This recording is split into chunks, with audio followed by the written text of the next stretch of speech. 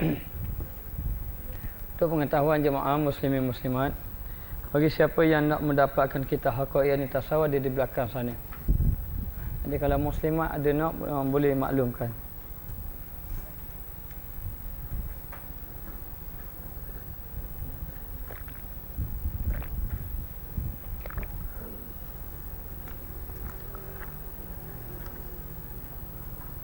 Surat 17 kan?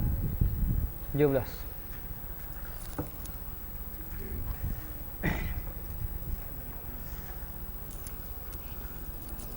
Bismillahirrahmanirrahim. Alhamdulillah rabbil alamin. Wassalatu wassalamu ala asyrafil anbiya'i wal mursalin wa ala alihi wa sahbihi ajmain. Subhanaka la ilma lana illa ma 'allamtana innaka antal alimul hakim. Rabbi shrah li sadri wa yassir li amri wa hlul 'uqdatam min lisani yafqahu qawli. Bab yang kedua, metod amali di dalam tasawuf. Itu masuk dalam bab yang kedua dalam kitab Haqaiq tasawuf mengenai amalan dalam tasawuf. Kerana tasawuf tanpa amalan tidak ada erti tasawuf. Maka amalan tasawuf adalah akhlak. Maka orang yang tidak berakhlak maka bukannya ahli tasawuf. Muqaddimahnya dalam amali tasawuf ada beberapa di antaranya yang pertama suhbah. Suhbah, ya, dengan bersuhbah menyebabkan kita membawa kepada diri kita bertasawuf. Dan yang kedua pewaris Muhammadi, dan ketiga bai'ah. Dan tasawuf ada bai'ah tidak sebagaimana dengan perkara-perkara yang lain. Dan yang keempat ilmu. Orang yang duduk di atas tasawuf adalah berdasarkan kepada ilmu. Sebab itu kata ulama sufi, setiap ahli tasawuf itu faqih. Setiap ahli tasawuf itu adalah ahli fiqh. Tetapi tidak semestinya ahli fiqh itu adalah ahli tasawuf. Dan yang kelima mujahadah. Memang untuk kita nak bawa jalan tasawuf kita mesti mujahadah. Mujahadah melawan hawa nafsu. Kerana tasawuf tidak mengikut hawa nafsu. Bukan tasawuf yang dinamakan tasawuf dengan mengikut hawa nafsu.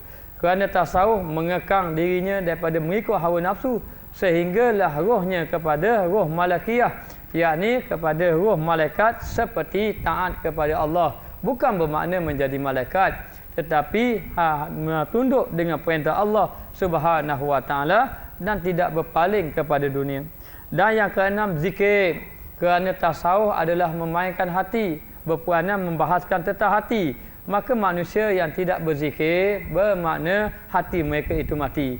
Kerana sesungguhnya zikirlah yang menghidupkan hati yang mati. Orang yang berzikir sebenarnya hati dia hidup. Kerana berzikir itu menyebut nama Allah. Sesiapa yang banyak menyebut nama seseorang itu, maka seseorang itu akan ada di dalam hatinya. Sesiapa yang banyak menyebut nama Allah, maka Allah lah yang ada di dalam hatinya. Maka hendaklah seseorang itu banyak berzikir. Berzikir adalah amalan ahli sufi. Dan yang ketujuh muzakarah. Ahli sufi sentiasa muzakarah, membahaskan tentang hati, membahaskan tentang nafsu, tentang diri mereka, dan masing-masing tidak membesarkan diri, tidak merasa ujub dan sebagainya. Sentiasa bermuzakarah, merasa dirinya rendah dan tidak merasakan dirinya tinggi ataupun bongkak dan sebagainya. Dan yang ke-8 khalwah, yakni mengasingkan diri daripada perkara-perkara yang boleh melalaikan dia daripada berpaling kepada Allah, daripada mengingati Allah Subhanahu wa taala. Maka ini ciri-ciri metodologi amaliyah. Dengan arti kata inilah amalan yang ada di dalam tasawuf. Maka seandainya seseorang itu yang berada di dalam tasawuf tetapi tidak ada amalan, maka sebenarnya tasawuf hanyalah pada lidah, tetapi bukan pada praktikalnya, bukan pada amalannya. Baik, kita tengok mukaddimah. Telah jelas kepada kita di dalam bab yang lepas tentang kepentingan tasawuf serta kedudukannya dalam membentuk saksiah muslim yang sempurna. Tidak dapat dinafikan bahawa tasawuf ini adalah satu ilmu yang membahaskan mengenai hati yang menyebabkan manusia itu melahirkan sifat yang mulia. Maka sesungguhnya apabila hati seorang itu bersih, maka bersihlah segala amalannya. Maka amalan bersih itulah yang dipanggil akhlak yang mulia ataupun dikenali dengan akhlak yang terpuji. Maka dengan ada tasawuf, maka sempurnalah Muslim itu, kerana Nabi SAW bersabda, innama bu'istu liutammima makarimal akhlak. Sesungguhnya aku dibangkitkan untuk menyempurnakan akhlak. Maka apakah metodologi ataupun pendekatan ataupun jalan yang dibawa oleh Rasulullah? Jalan yang dibawa oleh Rasulullah adalah jalan tasawuf. Boleh dapatkan dalam belakang untuk kita. Maka jalanlah jalan tasawuf. Maka dengan jalan tasawuf lah dapat membentuk supaya menjadi akhlak yang mulia. Ilmu tasawuf merupakan pelaksanaan amali kepada agama Islam. Maka orang yang berpegang kepada agama Islam, berpegang kepada Islam, tidak ada amalan Islam ataupun tidak bertasawuf, tidak berakhlak, ia tidak menggambarkan Islam yang ada pada dirinya. Bahkan orang melihat bahawa seolah-olah Islam ini telah tempang, bahkan Islam itu telah menyeleweng. Sebenarnya mereka itulah yang tidak beramal dengan Islam, mereka itulah yang tidak bertasawuf dalam kehidupannya. Apabila seorang itu bertasawuf, dengan sendirinya mereka itu berakhlak. Apabila mereka berakhlak, maka orang telah melihat Islam itu Islam yang sempurna. Kerana orang yang menganut Islam itu sempurna akhlaknya, sempurna tingkah lakunya. Nabi SAW satu ketika didatangi oleh pemimpin kaum, datang berjumpa dengan Rasulullah SAW kerana mereka mengatakan Rasulullah ini seorang yang sangat mulia akhlaknya. Maka mereka datang berjumpa dengan Rasulullah SAW untuk menguji Rasulullah. Benarkah dia Muhammad? Macam manakah akhlak dia? Lalu ketua kaum tadi jumpa dengan Rasulullah. Dia kata, ya Rasulullah, saya adalah ketua kaum. Adakah harta-harta yang ada pada kamu? Saya ingin harta supaya saya dapat memberi kepada orang-orang yang berada di bawah saya. Kerana dia datang jumpa Nabi, dia minta sesuatu yang ada pada Nabi. Kerana dia nak menguji setinggi mana akhlak Nabi. Lalu Nabi melihat kepada ketua kaum tadi, Nabi mengatakan, kamu tidak lihat ke di padang rumput sana? Nampak tak padang rumput sana? Padang ragu sana? Kata ketua kaum tadi, nampak. Saya nampak ya Muhammad. Dia tidak beriman lagi. Saya nampak wahai Muhammad. Lalu Rasulullah mengatakan, kalau macam tu kamu minta harta kepada aku, ambillah kamu semuanya sekali. Dia terkejut kerana dia tak sangka bahawa Rasulullah memberi kesemuanya sekali. Dan dia datang nak menguji macam mana akhlak Nabi ini. Lalu dia minta harta dengan Nabi, Nabi bagi semua sekali. Padang ragut yang kamu tengok, kalau kambing tu ada 100 ekor, ambil 100 ekor. Lalu dia tanya Nabi, betul semua sekali? Nabi kata, ya, ambil semua sekali. Lalu dia pun ambil semua sekali dan dilihat muka Nabi berseri gembira. Bukannya rasa kesedihan. Lalu dia pun balik. Bila dia balik, dia kata, ya qaumi aslimu, wahai kaum aku, mari kita masuk Islam.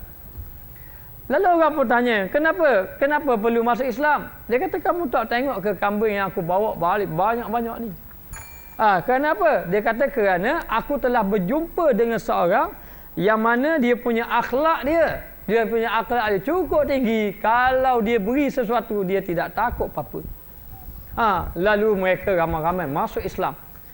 Masuk Islam kerana terpikat dengan akhlak yang Nabi tunjuk. Lalu apabila mereka masuk Islam, ramai-ramai masuk Islam, lalu sahabat Nabi bertanya kepada Rasulullah, ya Rasulullah, mereka itu masuk Islam kerana mereka mendapat harta.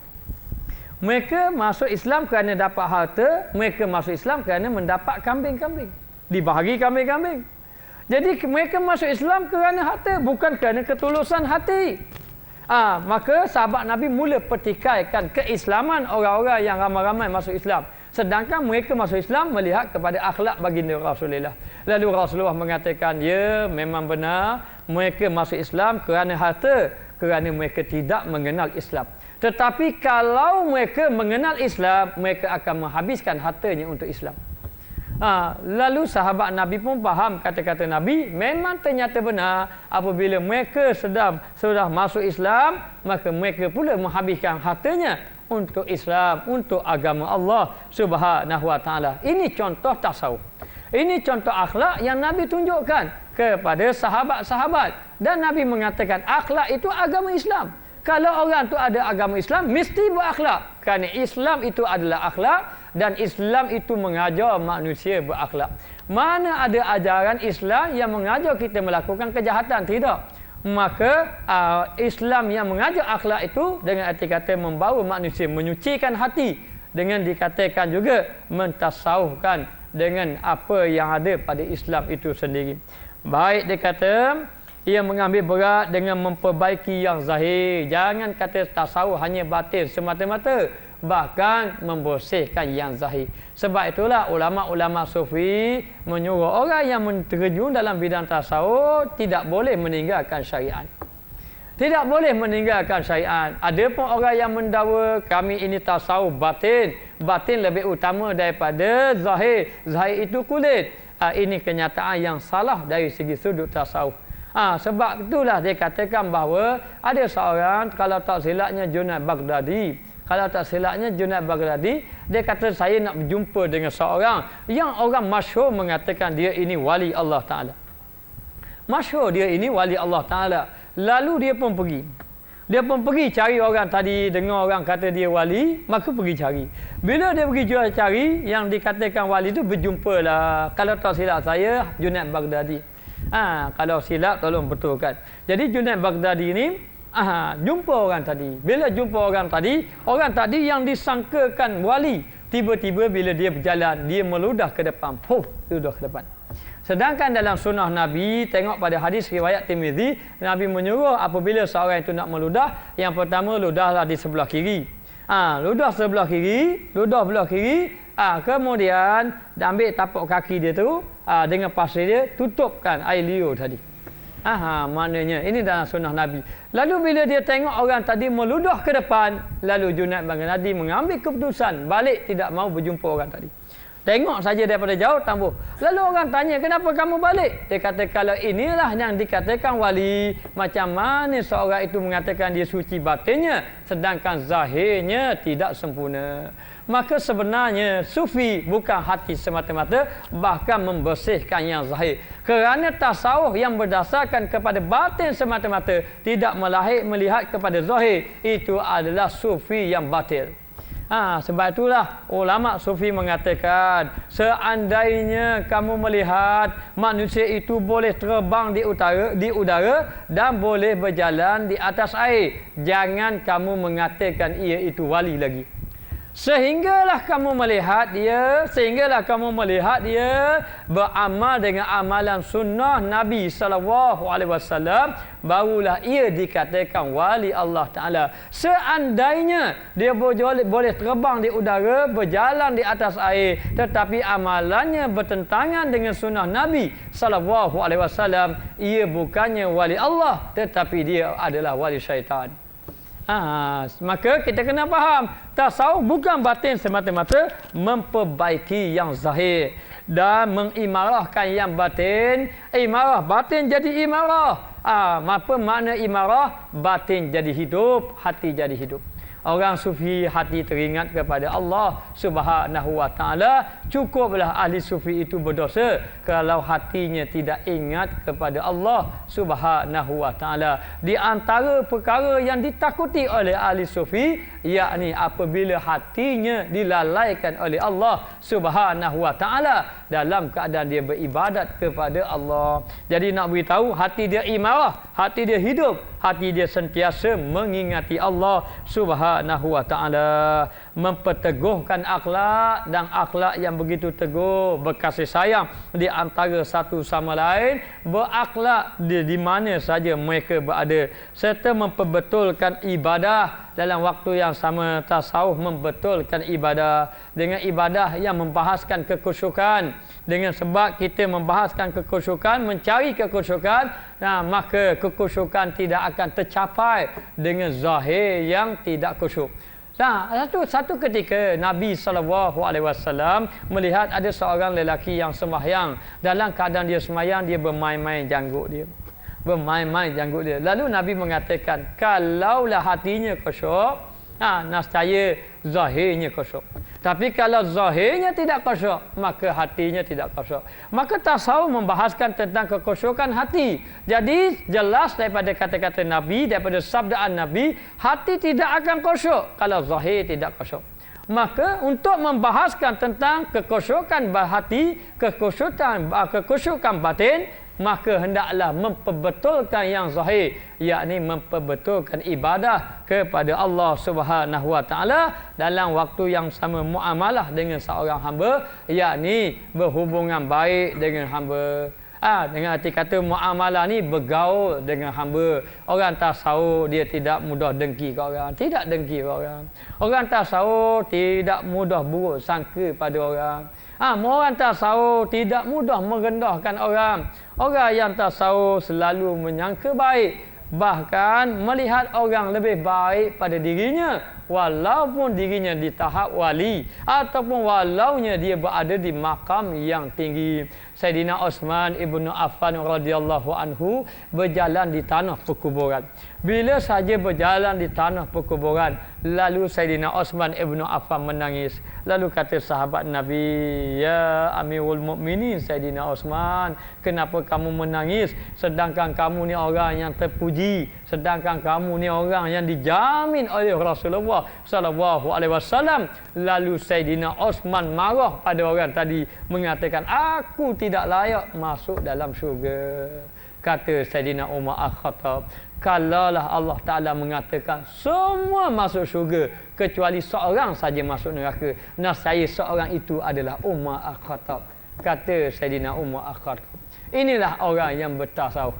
Inilah orang sifat tasawuf. Bukan memandang orang rendah, dia tinggi. Bahkan di tahap Sayyidina Umar Al-Khattab pun mengatakan bahawa kalau orang lain semua masuk syurga kecuali seorang, yang seorang itu adalah Umar Al-Khattab. Lihatlah betapa tawaduknya ahli-ahli sufi yang ditunjuk oleh sahabat-sahabat Nabi ridwanullahu alaihim ajma'in. Maka tidak memadai bagi tokoh-tokoh sufi dengan hanya menjelaskan kepada manusia tentang hukum-hukum serta adab-adab syarak. Ahli-ahli sufi tidak padan hanya beritahu adab. Boleh kita beritahu adab, boleh kita nyatakan tentang adab-adab syarak dalam kalam teori saja.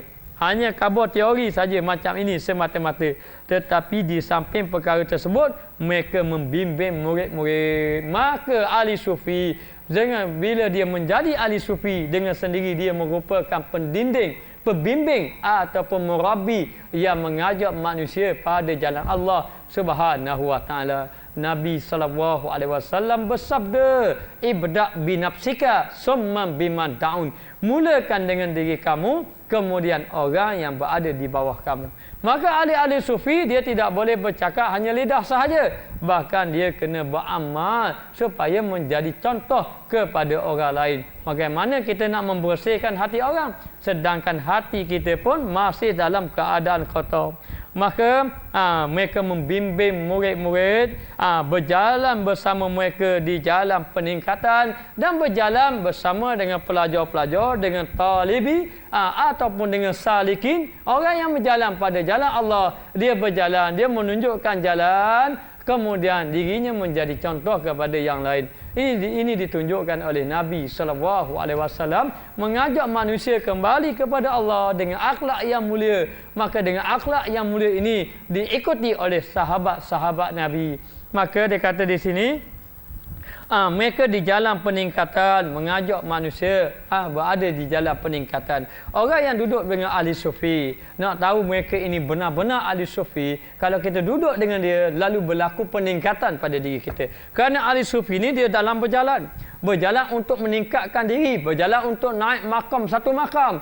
Maka ahli sufi dia tidak naik seorang, maka dia akan memimpin murid-muridnya. Maka apabila ahli sufi itu naik ke makam, maka dengan sendirinya orang-orang yang dibimbing itu naik juga ke makam. Maka kalau kita nak tengok dia ahli sufi, bila kita duduk bersama dengan dia, kita tengok amalan dia, maka dengan amalan dia, dengan cara dia menyebabkan kita ada peningkatan dalam melakukan ibadat kepada Allah Subhanahu Wa Taala. Dan ahli sufi juga menjadi teman pembimbing. Dia bimbing kita. Dia tak biarkan kita bila kita bercakap, kita mula buruk sangka, lalu dia betulkan kita. Jangan kamu buruk sangka. Ataupun dia mengajar kita tentang buruk sangka. Orang ni janji saja je pada kita. Dia tu janji nak buat macam ni, sampai masa tak buat. Lalu ahli sufi mengatakan, boleh jadi dia ada kerja, boleh jadi dia itu sedang sakit, boleh jadi dia memang nak datang tetapi ada musyaqqah. Maka ahli sufi mengajar orang tadi, oh kalau macam tu mungkin saya silap kerana saya buruk sangka kepada orang. Maka ahli sufi ini dia menjadi teman pembimbing dalam semua peringkat perjalanan menuju Allah Subhanahu Wa Taala, sentiasa menjaga dan juga membantu, bersikap lemah lembut dan kasih sayang serta menunjukkan mereka dengan hal dan juga kata-kata. Ini sifat ahli sufi. Mereka itu sentiasa menjaga, sentiasa membimbing, sentiasa menunjukkan sikap lemah lembut kepada orang. Maka ahli sufi ini adalah ahli yang boleh menarik manusia melalui sifatnya, melalui akhlaknya, dengan sifat yang lemah lembut yang ada padanya, dengan sifat kasih sayang yang ada padanya, menyebabkan manusia tadi dapat hidayat ataupun dapat jalan, dapat petunjuk. Dan ahli sufi dengan dua perkara, satu dengan ahwal, satu dengan akwal. Ahwal maknanya akhlak yang mereka tunjuk ataupun kepribadian yang ada pada dirinya. Cukuplah kadang-kadang kita duduk dalam dengan majlis ahli sufi, kita duduk dengan majlis ahli-ahli sufi yang menyampaikan kuliah, syekh sufi, tokoh ahli sufi menyampaikan kuliah. Kadang-kadang bila kita duduk dalam majlis dia menyampaikan ilmu, bila kita balik kita rasa malas nak buat amal ibadat, malas nak buat maksiat, rasa rajin nak buat amal ibadat. Kita duduk saja dengan dia dalam majlis dia, bila kita balik mulalah kita teringat mengenai dosa yang telah kita lakukan. Bila kita duduk saja dengan dia, berlaku peningkatan. Kalau kita dulu malas sembahyang sunat jadi rajin, kalau kita dahulu kurang sembahyang berjemaah jadi sembahyang jemaah, kalau kita dulu sembahyang lewat waktu, kita kawan dengan dia, kita duduk dengan ahli sufi, menyebabkan kita rajin melakukan amal ibadat. Maka ketahuilah dia benar ahli sufi. Kita kawan dengan dia, kau jahat kita supaya je, tapi nampak dia baik, tapi kita pun tak ada. Dan dia pun akhlak dia pun kadang-kadang tak berubah, ibadat dia macam tu juga. Maka dia bukannya ahli sufi. Ahli sufi bukan terletak pada jubah. Jangan kamu melihat ustaz ni ahli sufi kerana memakai jubah, kemudian ada pula serban di bahu, kemudian memakai serban di kepala, kemudian mengikut sunnah Nabi. Dia terus kita letakkan di ahli sufi. Ingat, ahli sufi akwal dan ahwal. Akwal kata-katanya sufi, ahwalnya kepribadiannya sufi. Bukan sepada kepakaian dia, tidak. Pakaian semua boleh pakai. Orang yang jahat pun boleh pakai pakaian jubah, boleh pakai serban dan sebagainya. Tetapi sufi tidak terletak pada pakaian. Sufi terletak pada ahwal, kepribadiannya, akhlaknya dan juga akwalnya. Kata-katanya sufi. Kata-katanya menyebabkan kita teringat pada Allah. Kata-katanya menyebabkan kita insaf. Kata-katanya menyebabkan kita rasa ingin beribadat kepada Allah Ta'ala. Ternyata itu adalah ahli sufi. Baik, kita tengok. Melalui ketinggian hemah, tinggi sikapnya, kepribadian dia dan kejujuran yang ada. Dan jujurnya dia, kalau menyampaikan dakwah, jujur dalam menyampaikan dakwah. Kalau menolong, jujur dalam menolong. Kalau memberi nasihat, jujur dalam beri nasihat. Inilah dia ahli sufi. Ahli sufi tidak ada kepentingan. Tidak ada kepentingan duniawi, tidak ada kepentingan harta, tidak ada kepentingan pangkat, tidak ada kepentingan kedudukan, tidak ada kepentingan kemasyhuran, tidak ada. Mereka hanya disebut, hanya menuturkan kerana Allah. Bahkan ahli sufi ni kadang-kadang dia takut dengan masyhur. Ada ahli-ahli sufi apabila dia meningkat kepada kemasyhuran, lalu dia mengasingkan diri, lalu dia mengajar anak-anak murid dia supaya anak murid dia yang meneruskan dia hanya membimbing daripada belakang. Kenapa dia lari? Kerana dia takut, kerana menjaga hati. Al-Imam Ghazali, dia pergi berjalan di suatu tempat, orang memuji dia. Pada tahun itu, pada zaman itu, orang memuji Imam Ghazali, seorang ahli sufi, seorang ahli tokoh sufi yang cukup hebat, yang cukup terbukti ahwalnya, kepribadiannya, akhlaknya.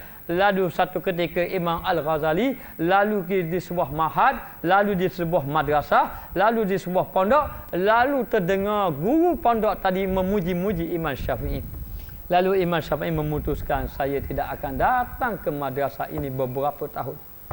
Beberapa tahun tidak mau datang kerana dia bimbang. Kalau dia pergi di madrasah itu, namanya sudah masuk, dia akan mendapat sanjungan yang tinggi. Maka dia bimbang, takut dengan sanjungan yang tinggi ini menyebabkan dia boleh jatuh ataupun menyebabkan hatinya lalai kepada Allah Subhanahu Wa Taala. Begitu tingginya himmah ahli sufi. Tinggi himmah ahli sufi. Tidak terdapat tidak, tasawuflah yang membimbing kita. Tasawuflah yang membentuk akhlak kita melalui guru-guru yang musyrik, melalui pembimbing-pembimbing yang berakhlak sufi, yang membersihkan hatinya dan juga membersihkan hati orang yang melalui jalan tersebut. Baik, kita tengok mereka membangkitkan hemah murid-murid. Murid-murid pun menjadi hemah yang tinggi, keperwadian yang tinggi. Keperhatian yang tinggi, maknanya ketelitian yang tinggi. Dan juga dia kata mengingatkan mereka apabila lupa, mengingatkan murid-muridnya apabila lupa. Kalau kita cakap mengenai guru musyrik, guru musyrik, saya pernah cakap dengan Syekh Tarikat Naqsabandi, salah seorang daripada orang yang memegang Tarikat Naqsabandi. Dia mengatakan guru musyrik ini kadang-kadang dia dapat tahu keadaan anak muridnya yang duduk jauh. Ada seorang daripada Syekh, seorang tokoh sufi di Yaman. Ada ceritanya, kisahnya, ada seorang anak murid dia yang melakukan kesalahan. Belajar dengan dia, dah belajar dengan Syekh sufi dah, tetapi melakukan kesalahan. Lalu Syekh sufi tadi marah pada dia. Marah pada dia, bila marah, lalu pelajar tadi pun keluar, berhenti daripada sekolah tadi. Bila berhenti tu, Syekh tadi mengatakan dia hidup dalam binasa. Pelajar ini keluar daripada dia hidup dalam binasa. Lalu pelajar ini pun keluar. Bila sahaja keluar, duduk di kampung dia, tinggalkan negara Yaman, balik ke negara dia, memang benar hidup dia binasa. Dia melakukan maksiat demi maksiat, demi maksiat, demi maksiat. Lalu sampai satu peringkat, Syekh yang berada di Yaman ini, ke anak muridnya yang dia marah tadi, yang berhenti daripada pengajian tadi, melakukan maksiat yang begitu banyak. Lalu dia duduk di Yaman, dapat tahu anak murid dia ni melakukan perkara-perkara yang macam ni. Sehinggalah anak murid tadi, sampai satu peringkat dia meninggal dunia. Maka ada anak murid daripada Syekh Yaman tadi ni, anak murid dia kata, saya nak pergi jumpalah pelajar ni. Nak balik kampung, dia satu kampung yang pelajar yang buat maksiat ni, baik kata nak jumpa pelajar ni. Lalu nak jumpa, pergi cari-cari, jumpalah rumahnya. Lalu pergi cari, jumpa ayah dia. Ayah dia mengatakan, anak saya sudah meninggal dunia. Kenapa nak jumpa anak saya? Dia kata, saya dulu sama-sama belajar dengan Syekh di sana, dengan Habib di sana, sama-sama belajar. Jadi saya nak jumpalah dia, tapi tibanya dia sudah mati. Bagaimana keadaannya? Lalu ayah dia mengatakan, keadaan dia memanglah melakukan banyak masalah, banyak perkara-perkara maksiat, tetapi sebelum dia nak wafat, katanya gurunya telah datang berjumpa dengannya melalui satu alam rohani, boleh jadi melalui dalam alam mimpi. Lalu kata gurunya, al-an waqtah, sekarang ini waktu kamu. Sekarang ini waktu kamu. Lalu dia pun tersedar daripada maksiat dia. Lalu dia pun berubah serta-merta. Daripada ahli maksiat kepada ahli ibadat. Dia pun duduk dalam bilik, mengurungkan diri, buat amal ibadat, semayang, qada, berzikir, menangis siang malam. Lebih kurang dalam 2 minggu keadaan dia macam tu. Lalu dia meninggal dunia. Lalu ayah dia mengatakan, memang anak saya buat maksiat banyak, terkenal dengan kejahatan. Tetapi jangan kata dia orang yang jahat. Yang kata dia jahat, kerana sebelum dia nak mati, di akhir-akhirnya dia telah bertaubat kepada Allah. Lalu dia tanya, macam mana boleh jadi macam tu? Kata ayahnya, sebelum dia nak mati, dia didatangi gurunya yang berada di Yaman. Guru dia mengatakan, sekarang waktunya bertaubatlah, tubu ila Allah. Lalu dia bertaubat, benar. Benar. Jadi dia pun lepas pada tu dia pun balik. Bila dia balik, dia cerita kepada gurunya. Guru dia mengatakan, aku sudah tahu, aku sudah menasihati dia sebelum daripada dia mati, dan aku telah mengampunkan dosa-dosanya. Ternyata guru ini guru yang mursyid kerana dapat membimbing anak muridnya walaupun berada di tempat yang jauh. Maka perbualan saya dengan Syekh Tarikat mengatakan bahawa guru yang mursyid kadang-kadang anak murid dia duduk jauh. Dia duduk berbatu-batu berpuluh-puluh kilometer, tetapi dia tahu keadaan anak murid dia. Macam mana dapat tahu? Lalu dia beri contoh. Kadang-kadang seorang ibu apabila anak berada dalam kesusahan, dia terasa warna susah hati. Anak aku ni apa yang berlaku padanya?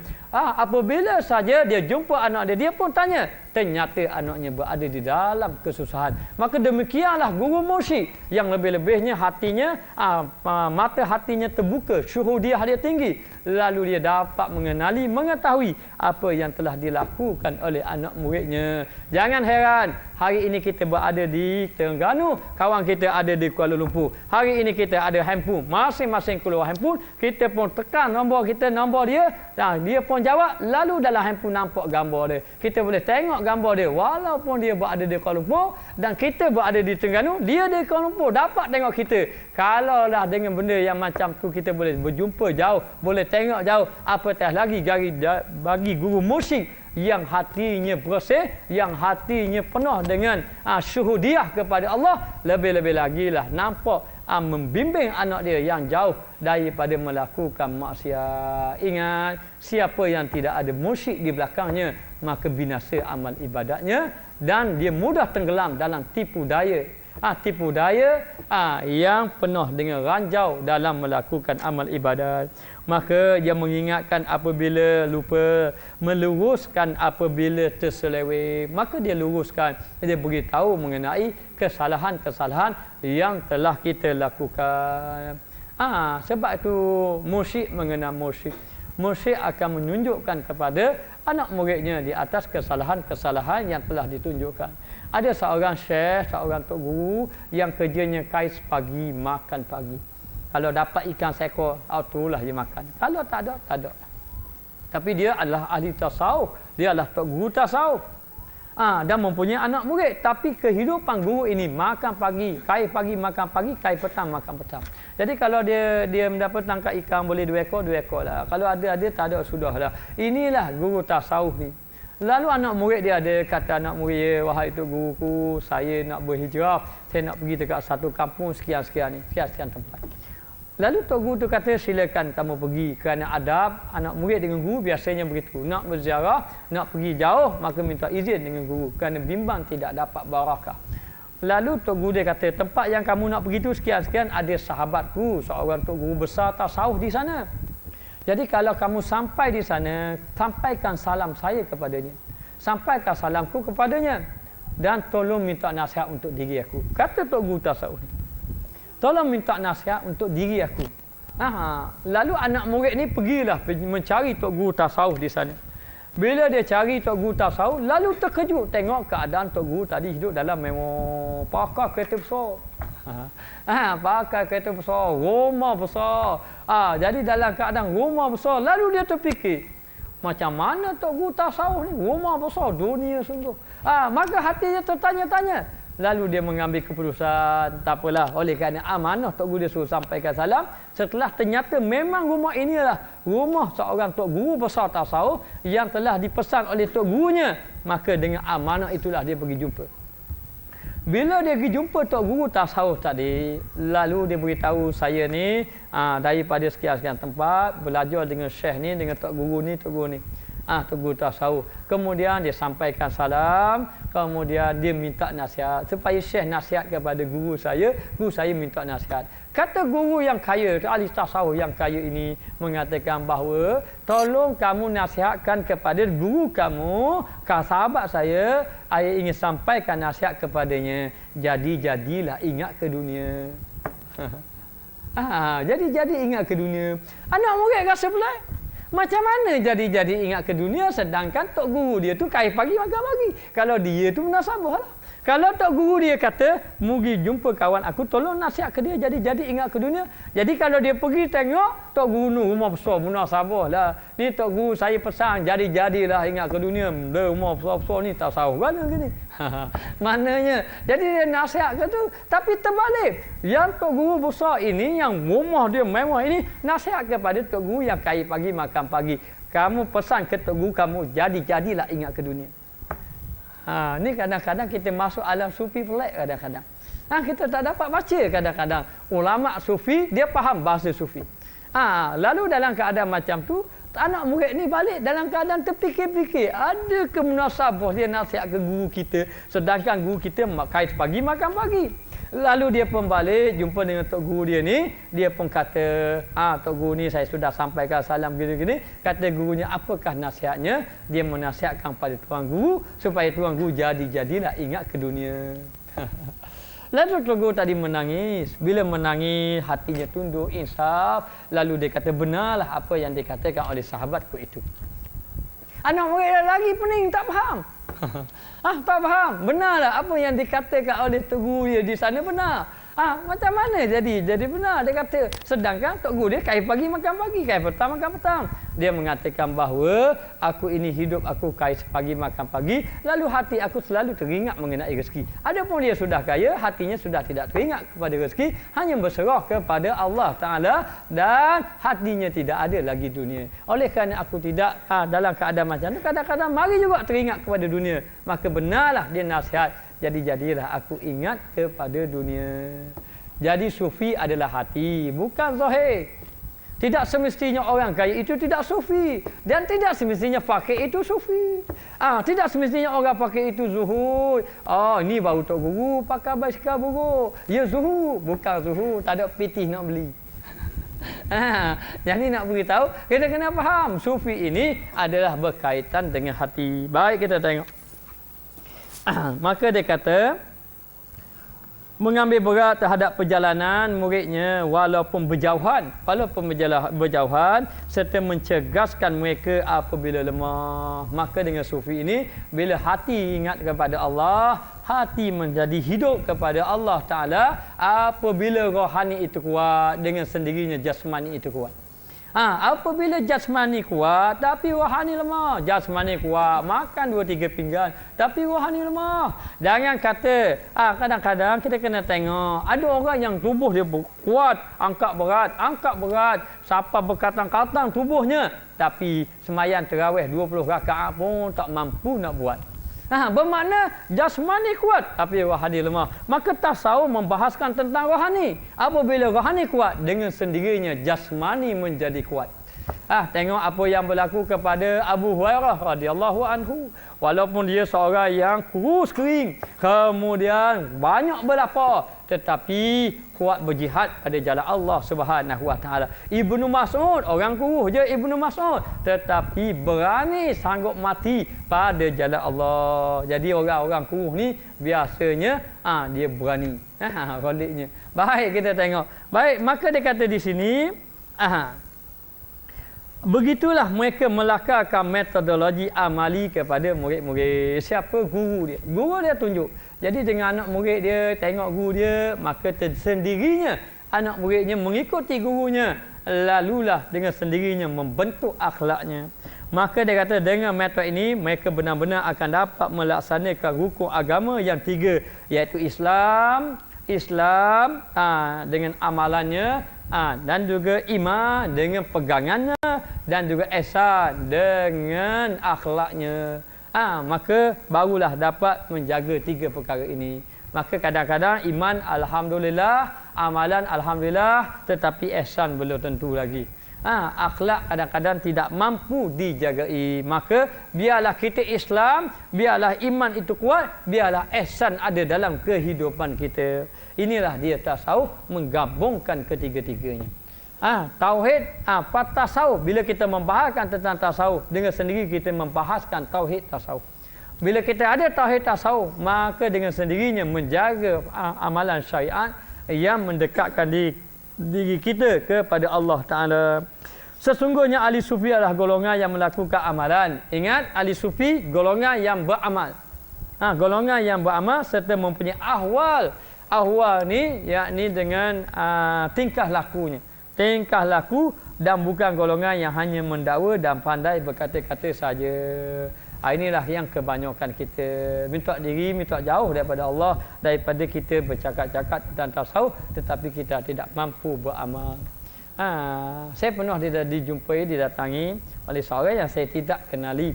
Lalu dia panggil, "Ustaz, mari." Lalu dia pun duduk, saya pun duduk sekali dengan orang tadi. Kita pun boleh cakap tentang dia. Ternyata dia ahli sufi. Dia cakap tentang tasawuf. Bila dia cakap tentang tasawuf, dia bahas tentang ikhlas, dia bahas tentang ainul yakin, lepas tu dia bahas tentang macam-macam tinggi. Oh, saya kata hebat, orang ni hebat. Saya sendiri tak mampu cakap macam ni. Saya tidak ada ahwal tasawuf. Kita cakap, kita pun dengar saja. Masa itu kita mendalami ilmu fiqh aja. Kita baca-baca fiqh aja. Jadi dia cakap memang begitu hebat. Tetapi malangnya habis bercakap isap rokok. Kita kalau nak cakap ainul yakin ni Allah macam-macam. Kita cakap tapi rokok tak tinggal. Tak apalah, kita tengok masya-Allah. Kemudian dia kata, "Ustaz, minta diri dulu Ustaz." Dia pun bangun pakai seluar pendek. Masya-Allah, tasawuf. Jadi nak beritahu tasawuf bukan kalam. Tasawuf bukan percakapan. Kalau percakapan ramai boleh jadi tasawuf. Maka tasawuf dinilai dari segi amalan. Tasawuf adalah golongan yang melakukan amalan. Melakukan amalan serta mempunyai ahwal tasawuf. Ahwal tasawuf, cara percakapan dia tasawuf, cara pergaulan dia tasawuf, cara ibadat dia tasawuf, cara pemikiran dia tasawuf. Semuanya ahwal tasawuf. Inilah dia ahli tasawuf, inilah dia golongan ahli sufi.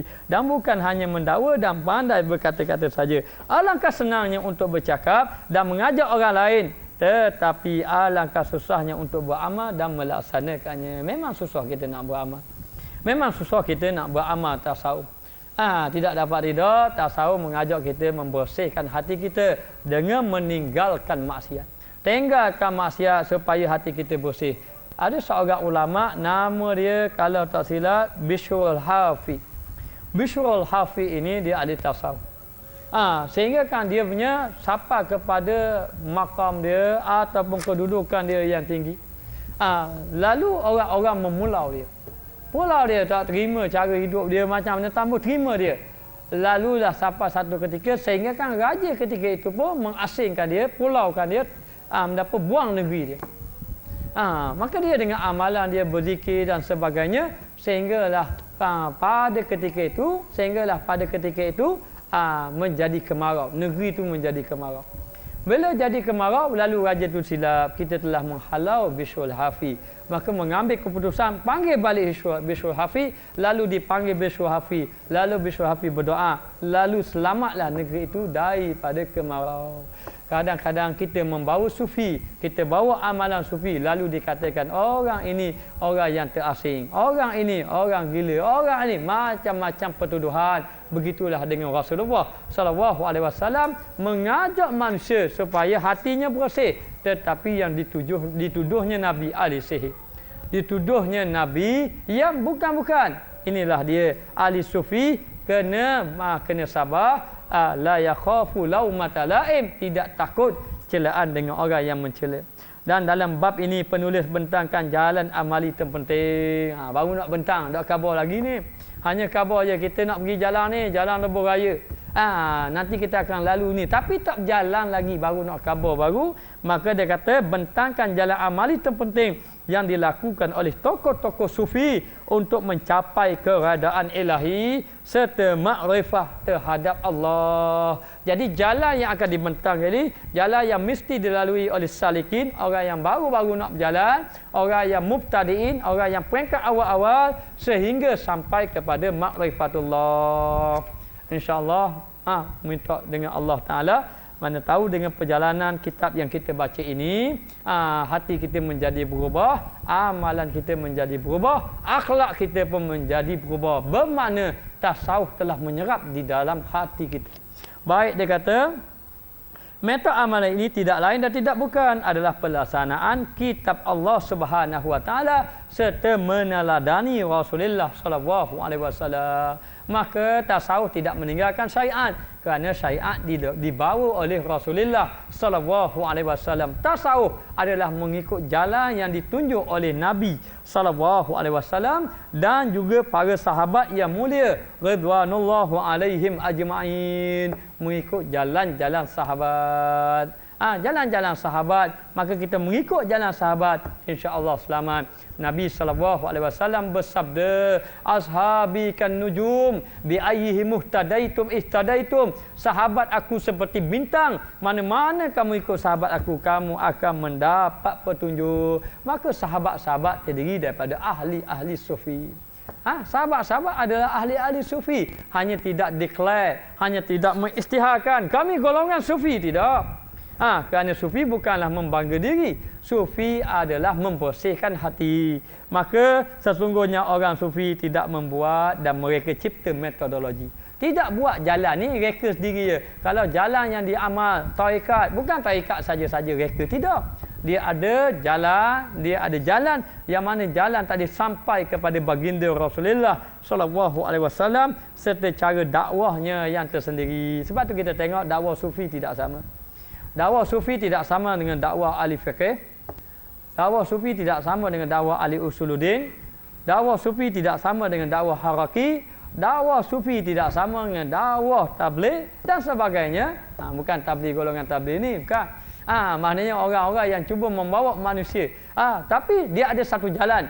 Jalan yang dimaksudkan ini adalah jalan tasawuf yang telah ditunjuk oleh Nabi sallallahu alaihi wasallam. Ternyata jalan tasawuflah jalan yang dapat mengubah masyarakat, bukan jalan itu. Sebab itu kita boleh tengok orang yang bawa jalan untuk menarik orang mengubah masyarakat dengan jalan yang selain daripada tasawuf, ternyata tidak berjaya. Kalau berjaya pun kesannya tidak banyak, hanya sedikit saja. Sebab itu Imam Al-Ghazali mengatakan, apabila aku mendalami ilmu tasawuf lalu aku tenggelam di dalamnya, ternyata ia adalah lautan yang tidak bertepi.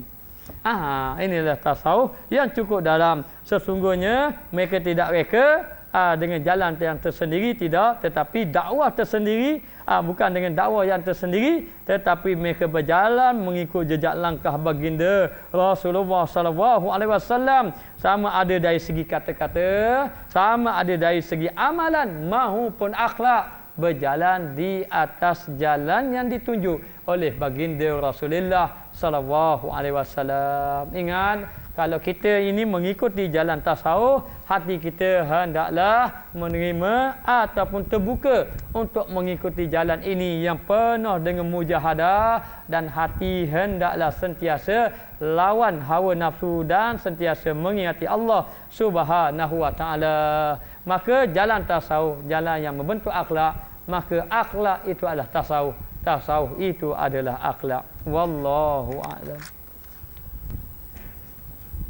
Bismillahirrahmanirrahim. Rabbana zalamna anfusana wa illam taghfir lana wa tarhamna lanakunanna minal khasirin. Allahumma alimna ma jahilna. Allahumma rizqna ilman nafi'an wa rzuqna fahman tayyiba. Wa sallallahu ala sayidina. Silakan. Bismillahirrahmanirrahim. Assalamualaikum warahmatullahi taala wabarakatuh. Selamat malam. Salam sejahtera. Yang saya hormati saudara pengerusi majlis, yang saya hormati lagi saya kasihi Yang Amat Berhormat Tuan Guru Datuk Ni Abdul Aziz bin Nikmat, Mursyidul Am Parti Islam Malaysia PAS, yang juga Menteri Besar Negeri Kelantan Darul Naim. Yang saya hormati Yang Berhormat Datuk Seri Tuan Guru Abdul Hadi bin Haji Awang, Presiden PAS. Yang saya hormati lagi saya kasihi Yang Berhormat Datuk Seri Anwar Ibrahim, Ketua Umum Parti Keadilan Rakyat Malaysia, yang juga selaku Ketua Pembangkang Parlimen Malaysia. Yang saya hormati lagi saya kasihi Yang Berhormat Cik Lim Kek Siang, Penasihat DAP Kebangsaan, yang juga Ahli Parlimen Ipoh Timur. Saudara saya yang saya hormati Yang Berhormat Ustaz Nasharuddin Mak Isa, Timbalan Presiden PAS, merangkap mengarah Jawatankuasa Induk Pilihan Raya Kecil T036 Kuala Terengganu. Yang berbahagia Datuk Haji Mustafa Ali, Ketua Pengarah Jabatan Pilihan PAS Pusat, Merangkap Putrajaya Badan Perhubungan PAS Negeri Terengganu. Saudara-saudara saya, Cikgu Haji Wan Rahim Wan Hamzah, Pengerusi Parti Keadilan Rakyat Negeri Terengganu. Yang berbahagia Encik Eng Chai Heng, Pengerusi DAP Cawangan Negeri Terengganu. Seluruh ahli-ahli yang berhormat, Datuk-datuk, seluruh kepimpinan parti-parti dalam Pakatan Rakyat, Muslimin, Muslimat, hadirin, hadirat yang saya hormati dan saya kasih sekalian. Pertama-tama syukur pada Allah Subhanahu Wa Taala.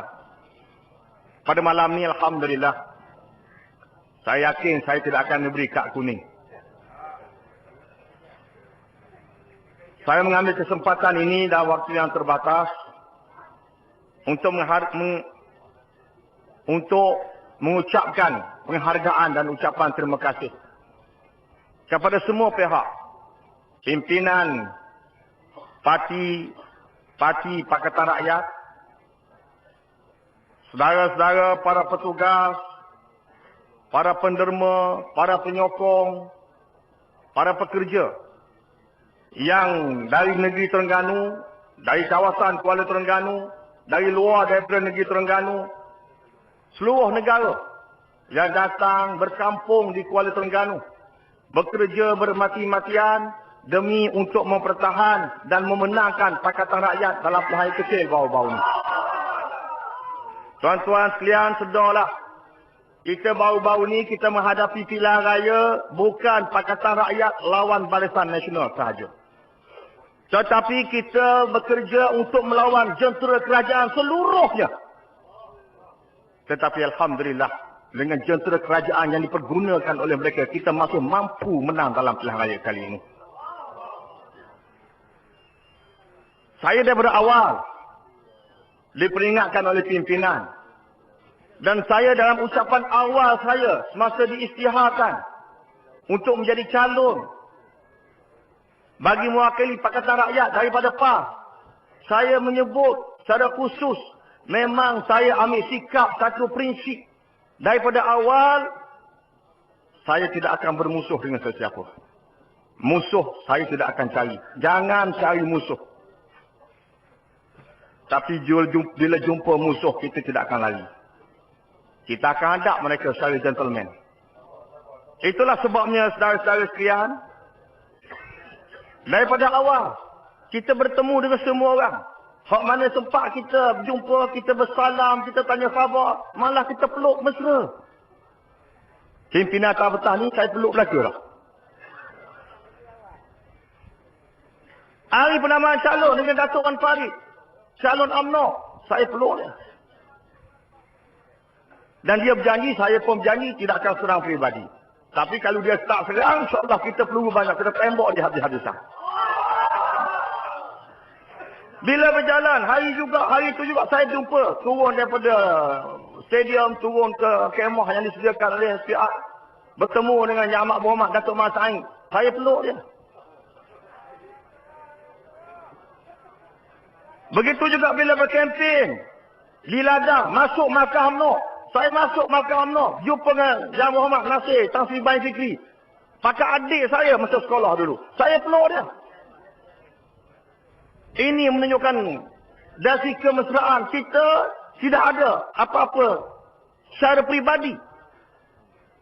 Tapi kita tentang dasar yang mereka buat. Dasar yang mereka buat. Yang mereka bawa.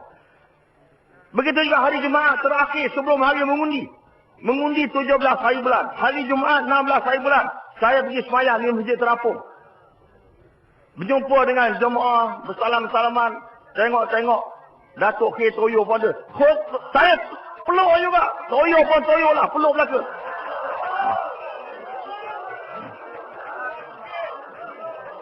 Berjalan lagi. Berkempen. Pergi ziarah orang mati. Sampai di kampung Seberang Baruh.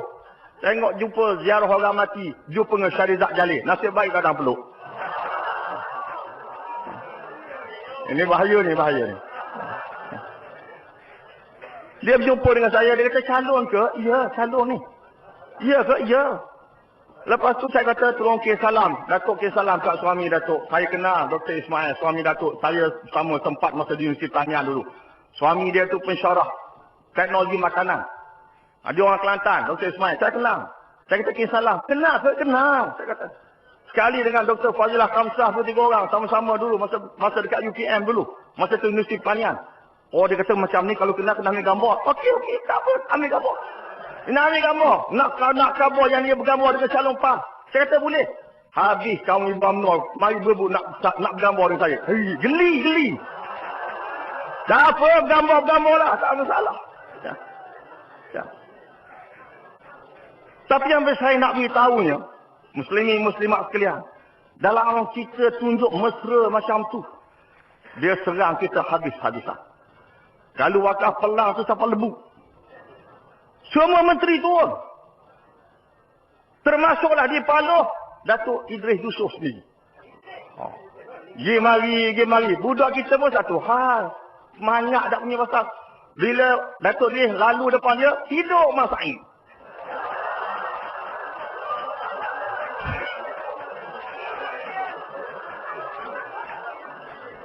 Jadi dia pun sebab salah. Kau tu tak kena, kau tak kena. Jadi masa sampai Datuk Najib, sebut hal tentu ialah apa. Inilah macam mana. Masa tu berkempen. Tapi saudara-saudara sekalian, inilah yang kita rasakan macam Datuk Cikgu Pah sebut tadi, berhubung dengan machinery, kerajaan yang digunakan, berhubung dengan duit yang digunakan begitu banyak, dengan media. Tapi yang saya cukup terkilan, hari penambahan calon, saya berjumpa dengan Tan Sri Aziz Yusof, selaku pengurusi baru SPR. Dia beritahu, dia kata ini, saya baru ambil jawatan sebagai pengurusi SPR, terus diujikan dengan pilihan raya kecil di Kuala Terengganu. Saya harap sungguh-sungguh supaya pilihan raya kecil dapat berjalan dengan baik. Saya kata insyaAllah Tan Sri, saya beri jaminan, pimpinan kita Pakatan Rakyat beri jaminan, kali ini pilihan raya boleh berjalan dengan aman, kalau tidak ada provokasi daripada mana-mana pihak. Ini jaminan yang kita beri. Dan saya, lepas daripada itu, bila berjalan hari mengundi pada 17 hari bulan, saya sempat mengundi di Sekolah Kebangsaan Cabang 3. Lepas tu saya nak raun 38 pusat mengundi seluruh kawasan Parlimen Kuala Terengganu. Saya tengok jalan dah jam. Dah sumbat. Jadi saya buat keputusan dengan kawan-kawan, saya kata kena naik motosikal. Saya pun naik motosikal. Cari topi keledar, pakai topi keledar raun. Dan bila naik motosikal ni lajulah sikit. Ada orang bunyi dia kata, oh tak lumpah naik motosikal. Pasal muka hak belono tu naik kereta cermin gelap. Kulis duk iring. Tu cara dia lah. Cara dia. Ni cara kita. Macam baru-baru ni kita sambut Yang Mak Berhormat Lim Guaing, anak Yang Berhormat Lim Cik Siang. Ketua Menteri Pulau Pinang. Bila keluar daripada airport, dia keluar lewat. Saya kata macam mana lambat ni. Orang lain keluar belakang ni, pembesar-pembesar lain semua dah keluar. Dia lewat keluar. Saya tanya dia, Yang Mak Berhormat, Saudara Lim, macam mana you keluar lewat ni? Saya naik kelas ekonomi. Saya pun mari tu tengok. Ini kata pimpinan kita. Orang lain kelas bisnes. Dia ketua menteri naik kelas ekonomi. Jadi keluar lewat macam ayat biasa. Jadi tak pelik lah kalau saya naik motosikal, tak ada masalah aku. Saya tak tahu lah ayah dia ni. Yang Berhormat Lim Cik Siang naik ekonomi ke naik bisnes tak tahu ni. Tapi nak khabar ini gambaran pimpinan dalam Pakatan Rakyat. Bila saya naik motosikal, round, banyak tempat saya boleh round, sampai di satu UPU. Satu pusat mengundi di Kebaikan. Saya bertemu dengan Datuk Wan Ahmad, Timbalan Pengurusi SPR. Ada Datuk Christopher Wan dan beberapa orang lah, ahli-ahli SPR, pegawai-pegawai dia, penolong setiausaha SPR, penolong setiausaha. Saya bila berjumpa dengan Datuk Ahmad, saya beritahu dia, saya kata Datuk, saya ucap terima kasih lah. Dalam keadaan lelah naik motosikal ni. Tapi jumpa saya kata ucap terima kasih SPR, berjalan dengan baik, cuba menguruskan pilihan raya dengan baik. Saya ucap terima kasih kepada polis. Walaupun ada beberapa perkara yang kami tak puas hati. Ya, saya kata cuma saya beritahu kepada Datuk Muhammad, ni surat kuning siapa dah. Saya kata kepada Datuk Muhammad, saya kata Datuk, saya rasa terkilan. Saya cukup terkilan. Belum pernah berlaku kalau main bola, antara dua tim, pasukan hijau lawan pasukan biru. Biasanya kita play by the rule. Kita main ikut peraturan dan undang-undang. Bila main bola, kalulah mana-mana pemain, fantastic. Curi ayam. Memang kena mula-mula kad kuning. Kali kedua kad kuning, kali ketiga kad merah, kena lalang padang. Tapi kali ni bukan pemain yang kena lalang padang. Referee kena keluar padang. Saya kata, Datuk, saya jumpa tertilan macam ni. Macam mana boleh berlaku, tak pernah berlaku 10 kali ni. Returning officer, pegawai pengurus diminta supaya tarik diri dan melepaskan jawatan sebagai pegawai pengurus pilihan raya. Tak pernah berlaku, Datuk. Yang saya malunya, Datuk, saya beritahu, yang saya malu, Datuk Timbalan Pengurusi Asia, orang Terengganu. Setiausaha Asia, orang Terengganu. Setiausaha Asia, yang bahagia, Datuk Umar Senik. Orang Terengganu. Penolong setiausaha, Timbalan Setiausaha Asia, Datuk Haji Nordin bin Cik Noh. Orang Terengganu. Saya kata Timbalan Pengurusi Terengganu. Setiausaha Asia, orang Terengganu. Penolong Timbalan Setiausaha, orang Terengganu. Datuk Nordin ni dah dengan orang rumah saya masa dia pandang bidding dulu. Dia kata, salam banyak ke cikgu. Cikgu ni, yang mana rumah saya ada tu. Maknanya saya kata, semua ni Terengganu. Kami calon-calon pun Terengganu. Dan kita main di gelanggang, di Kuala Terengganu. Malu, kata Terengganu.